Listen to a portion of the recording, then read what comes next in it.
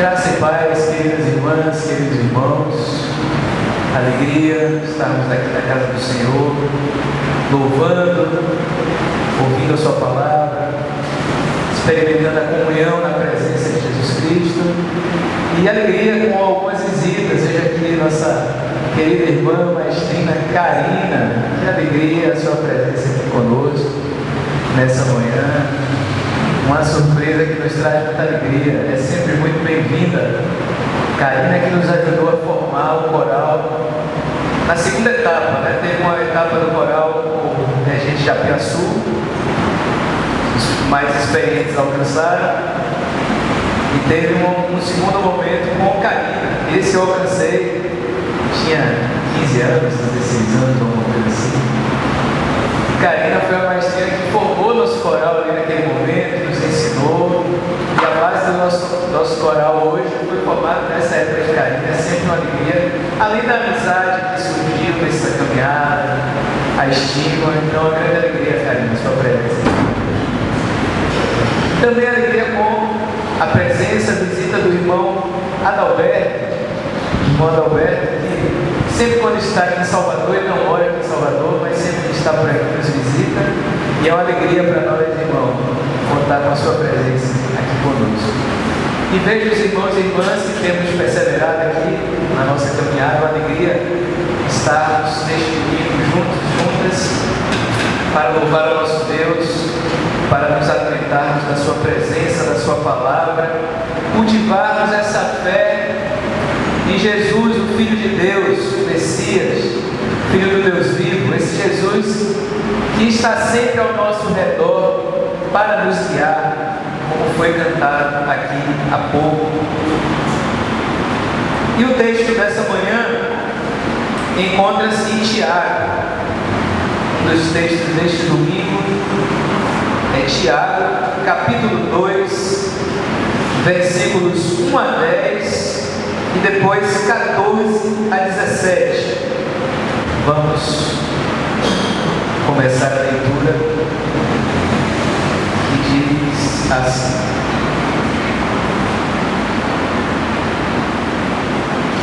Queridos irmãos, não misturem com certos favoritismos pessoais a fé que vocês têm em nosso Senhor Jesus Cristo, Senhor da glória. Por exemplo, entra na reunião de vocês uma pessoa com anéis de ouro e vestida com elegância, e entra também uma pessoa pobre, vestida com roupas velhas. Suponhamos que vocês deem atenção à pessoa que está vestida com elegância e lhe dizem: sente-se aqui neste lugar confortável. Mas dizem à pessoa pobre: fique aí em pé, ou então sente-se aí no chão, perto do estrado dos meus pés. Nesse caso, vocês estão fazendo diferença entre vocês mesmos e julgando os outros com péssimos critérios. Ouçam, meus queridos irmãos, não foi Deus quem escolheu os que são pobres aos olhos do mundo para torná-los ricos na fé e herdeiros do reino que Ele prometeu àqueles que o amam? E no entanto vocês desprezaram o pobre. Ora, não são os ricos que oprimem a vocês e os arrastam perante os tribunais? Não são eles que difamam o nome sublime que foi invocado sobre vocês? Se cumprirem a lei mais importante da Escritura, ame o seu próximo como a si mesmo, vocês estarão agindo bem. Mas se vocês fazem diferença entre as pessoas, estão cometendo pecado, e a lei os condena como culpados. Aquele que observa a lei toda, mas falha num só ponto, torna-se culpado de violar a lei inteira. Agora do 14 ao 17. Meus irmãos, se alguém diz que tem fé, mas não tem obras, que adianta isso? Por acaso a fé poderá salvá-lo? Por exemplo, um irmão ou irmã não tem o que vestir, e lhes falta o pão de cada dia. Então alguém de vocês diz para eles: vão em paz, se aqueçam e comam bastante. No entanto, não lhes dá o necessário para o corpo. Que adianta isso? Assim também é a fé. Sem as obras, ela está completamente morta. Amém. No segundo domingo que estamos nos textos de Tiago, como já falávamos no domingo passado, Tiago tem uma carta com uma linguagem muito direta. Tiago gosta de dar exemplos concretos e gosta muito de beber nas fontes dos provérbios, na sabedoria de Israel, nos ditos dos provérbios. E aqui Tiago serve com a sua palavra firme, direta. No domingo passado vimos que ele terminava o texto do domingo passado dizendo: religião pura e sem mancha diante de Deus, nosso Pai, é esta: socorrer os órfãos e as viúvas em aflição e manter-se livre da corrupção do mundo. E hoje Tiago começa mais uma vez com a sua palavra firme, direta, com um estudo de caso, digamos assim, né? Tiago gosta muito de dar exemplos concretos. E ele dá esse exemplo, né? Ele adverte, né? Não misturem com certos favoritismos pessoais a fé que vocês têm em nosso Senhor Jesus Cristo, Senhor da glória. E ao falar disso, de cuidado para não serem injustos, tratarem as pessoas de forma desigual, preterindo alguns, privilegiando outros, Tiago vai para um exemplo concreto, né? Um estudo de caso, a gente poderia dizer. E aí ele diz: entra na reunião de vocês, culto na igreja, uma pessoa com anéis de ouro e vestida com elegância, e entra também uma pessoa pobre, vestida com roupas velhas. E aí ele diz que nessa situação, suponhamos dizer, que vocês têm atenção à pessoa que está vestida com elegância, anéis de ouro, e digam a essa pessoa: sente-se aqui, neste lugar confortável. Mas dizem à pessoa pobre: fique em pé, sente-se aí no chão, perto do estrado, dos meus pés. E diz Tiago: nesse caso, vocês estão fazendo diferença entre as pessoas, diferença entre vocês mesmos, e julgando os outros com péssimos critérios. Tiago, irmãos e irmãs, está nos chamando a atenção para o ensinamento primeiro: ame o seu próximo como a si mesmo. Lá adiante ele vai dizer: se cumprirem a lei mais importante da Escritura, ame o seu próximo como a si mesmo, vocês estarão agindo bem. Mas se vocês fazem diferença entre as pessoas, estão cometendo pecado. Ou seja, vocês não estão amando o próximo como a si mesmo. Então Tiago, irmãos e irmãs, com a sua linguagem direta, está nos chamando a refletir sobre o que significa de verdade amar ao próximo como a si mesmo. E aqui Tiago quer nos ensinar que amar ao próximo como a si mesmo não combina com injustiça, não combina com discriminação, não combina com preconceito e desigualdade, não combina com desprezo com o pobre, não combina com o descarte dos marginalizados. Tem muito a ver com o que estudamos hoje, quando Jesus, com os seus discípulos, os discípulos ali estavam preocupados em quem era o mais importante, quem era o maior, e aí Jesus coloca uma criança no meio. Lembramos aqui que as crianças eram as menos valorizadas no tempo de Jesus, e ainda hoje isso acontece. As crianças eram desprezadas, não eram consideradas importantes, eram marginalizadas, ficavam por último.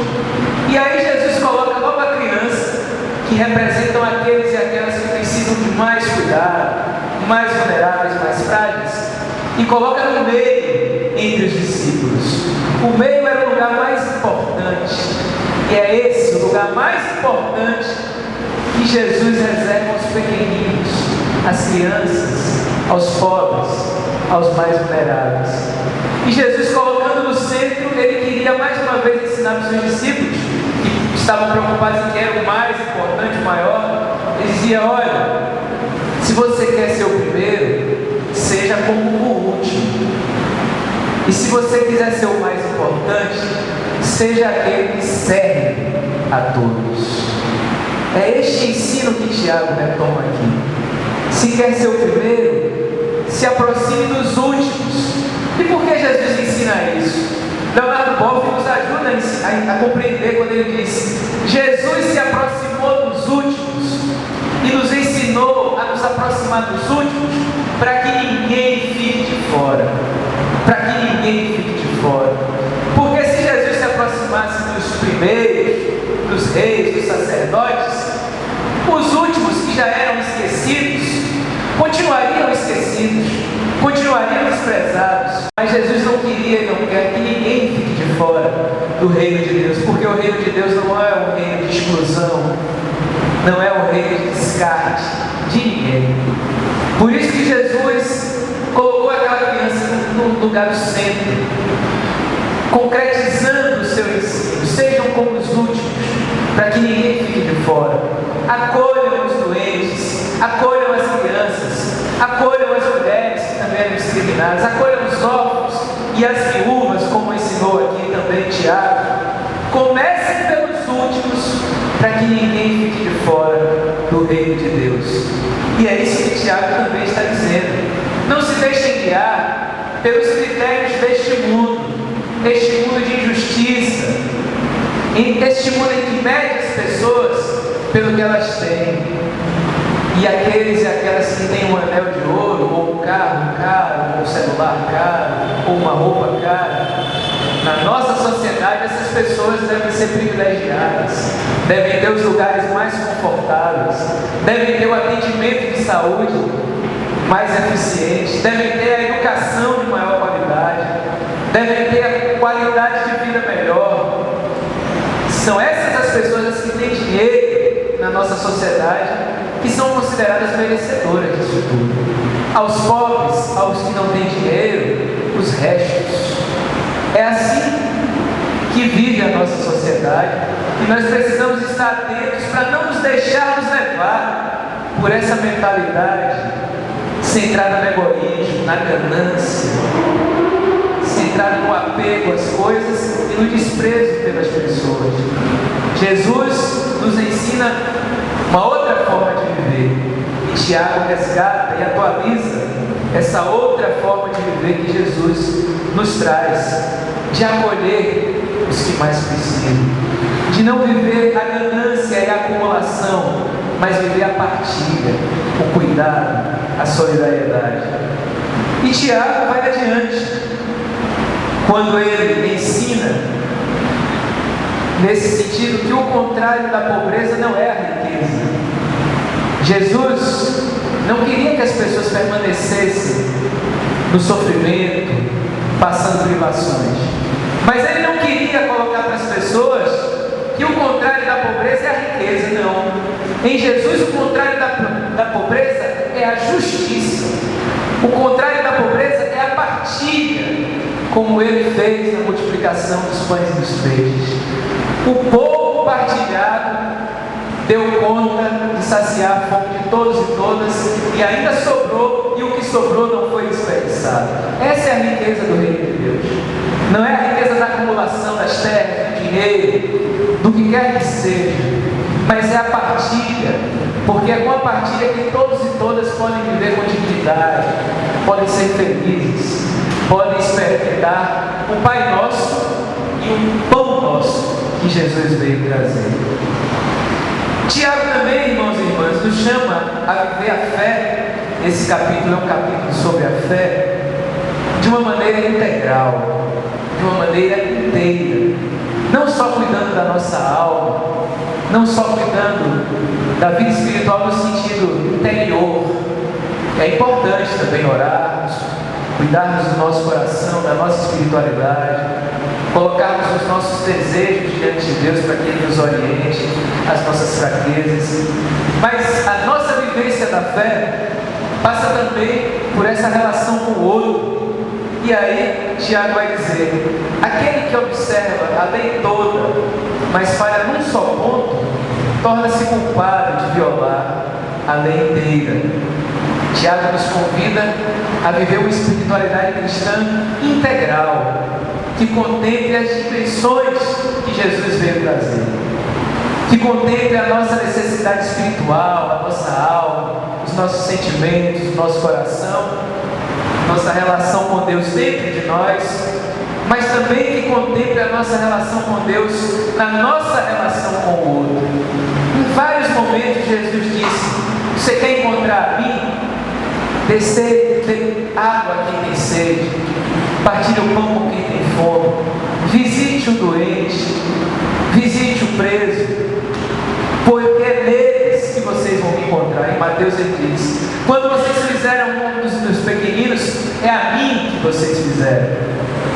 Quando Jesus coloca também a criança no meio deles, os discípulos, e diz: todas as vezes que vocês receberem uma criança como essa, é a mim que vocês estão recebendo, e recebendo a mim, vocês estão recebendo o Pai. Então Jesus várias vezes nos pediu que nós o encontremos e busquemos no outro, principalmente no outro que sofre, no outro que precisa de socorro, no outro que precisa do nosso cuidado, no outro que precisa da nossa fé prática, da nossa fé que age por meio do amor. E aí Tiago vai complementar a sua reflexão falando da relação entre fé e obras. Ele vai dizer que a fé sem obras está completamente morta. Às vezes as pessoas confundem, achando que Tiago ia numa direção contrária ao apóstolo Paulo. Porque o apóstolo Paulo, em Efésios 2, versículos 8 a 10, vai dizer que nós somos salvos não pelas obras, nós somos salvos pela graça de Deus, que nos ama incondicionalmente, mediante a fé. A fé é o nosso sim a essa graça, para as obras. É assim que Paulo ensina: nós somos salvos pela graça, mediante a fé, para as obras. E aqui Tiago vai dizer: olha, a fé sem obras é morta. Tiago, no seu estilo direto. Isso não contraria o que Paulo ensinou, pelo contrário, esclarece. Porque se nós somos salvos pela graça de Deus e aceitamos essa graça mediante a fé, essa fé é viva, é concreta e é frutífera quando ela se traduz em prática, quando ela se traduz em ação. É aí que a fé se concretiza, assim como o amor. A fé se concretiza quando ela age por meio do amor. Essa é a fé verdadeira que Jesus nos chama a viver. Uma fé que age, uma fé que é amor colocado em prática.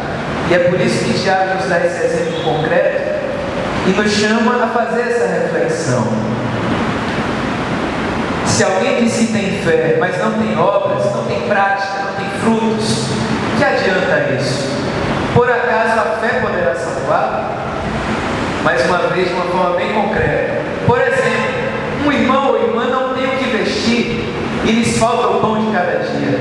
Então, alguém de vocês diz para eles: vão em paz, se aqueçam e comam, discurso. No entanto, não lhes dá o necessário para o corpo. Que adianta isso? Assim também é a fé. Sem as obras, sem a prática, ela está completamente morta. Esse é o convite desafiador que Tiago faz para nós. A fé viva dá frutos. A fé viva se traduz em amor prático. A fé viva não se resume em discurso, como ele deu exemplo aqui. Vai em paz, se aquece como os discípulos que estavam com Jesus na ocasião da multiplicação dos pães e dos peixes. Os discípulos diziam: Senhor, a gente não tem pão suficiente, nem comida suficiente para esse povo, vamos mandá-los embora. E Jesus disse: não, dai vós de comer. É preciso traduzir a fé em prática, amor concreto, amor que age, amor que transforma. É assim que nós somos desafiados e chamados a viver a nossa fé. Uma fé que se traduz em prática de justiça, de generosidade, de cuidado com o nosso próximo. Por isso, irmãos e irmãs, que é importante considerarmos com muito carinho, considerarmos como algo espiritual as dimensões práticas da nossa vida cristã, e aqui me refiro também à vida da nossa comunidade de fé. Quando nós partilhamos o pão, as cestas de alimentos, isso é espiritual, isso é a fé se traduzindo em amor prático. Quando trabalhamos para que a EP funcione, a associação que a igreja mantém, cuida, nós oferecemos os cursos para que as pessoas possam, com esse aprendizado, obterem uma renda, cuidarem melhor de sua família e encontrarem aqui um espaço de encontro, de acolhida, de comunhão, um espaço para não sofrer essa solidão que impera na nossa sociedade, se encontrarem com pessoas para compartilhar a vida e aí encontrar também um espaço terapêutico, um espaço de cuidado mútuo, um espaço de arte, de beleza. Isso é espiritual, isso não é algo secundário que vem depois, é algo que está no centro da missão da igreja. Toda vez que a nossa igreja se junta a outras igrejas no movimento ecumênico para denunciar injustiças, para lutar, para construir um mundo mais justo, isso é espiritual. Tudo isso é tradução do que Tiago fala aqui. A fé sem obras é morta. A nossa fé, para ser viva, precisa ser uma fé prática, que traduz de forma prática o amor de Deus. Não bastam boas intenções e discurso. É preciso a prática do amor. Então, irmãos e irmãs, possamos cada vez mais nos inspirar nesse texto de Tiago, revisitar esse capítulo 2, em que Tiago faz uma reflexão muito forte, muito decidida e direta sobre como nós devemos viver a nossa fé. Uma fé que não se deixe levar pelas injustiças do nosso mundo, mas uma fé que viva o amor concreto, um amor que não combina com injustiça, com desigualdade, com discriminação. Uma fé que acolhe, que serve, uma fé que se traduz em obras, em frutos de misericórdia e de justiça, de amor. Que assim Deus nos ajude. Amém.